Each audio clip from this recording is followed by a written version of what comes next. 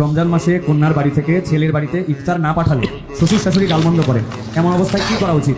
কন্যার বাড়ি থেকে ইফতার পাঠানো উচিত? আপনার কাছে জানতে চাই। ভাইরা আমার, আমাদের সমাজে বহুল প্রচলিত বহুল প্রতিষ্ঠিত কুসংস্কারগুলোর মধ্যে থেকে একটি হলো এটি যে মেয়ের বাবার বাড়ি থেকে রমজান আসলে ইফতারের বিভিন্ন আইটেমের জন্য ছেলে, ছেলের মা, ছেলের বাবা, ছেলের গোষ্ঠী, ছেলের বিভিন্ন মহিলারা ওই ফ্যামিলির তারা অপেক্ষায় থাকে। আল্লাহর জমিনে যদি 10টা নিকৃষ্টতম ছোট লোকই থাকে তার একটা হলো এইটা।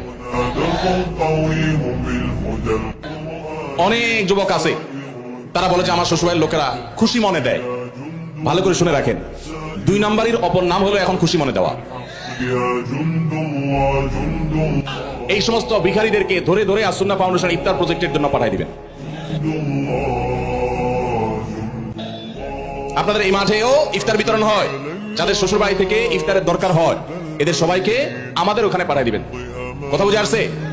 এখন এরপর থেকে হুদাই যায় আমাদের ওখানে সিরিয়াল ধরবে। সিরিয়াল ধরলে সবাই ইফতার পাবে। শর্ত হলো সে প্রকাশ্যে ঘোষণা দিবে আমি শ্বশুর বাড়ি থেকে ইফতার প্রত্যাশী ছিলাম, কিন্তু সেখান থেকে ইফতার পাওয়ার কোনো ক্ষীণতম সম্ভাবনা না থাকায় আমি নিরুপায় হয়ে এখন আসুন্নাহ ফাউন্ডেশনের দ্বারস্থ হয়েছি। এইটা যদি আপনি ঘোষণা দিতে পারেন আমাদের দিতে কোনো অসুবিধা নেই ইনশাআল্লাহ।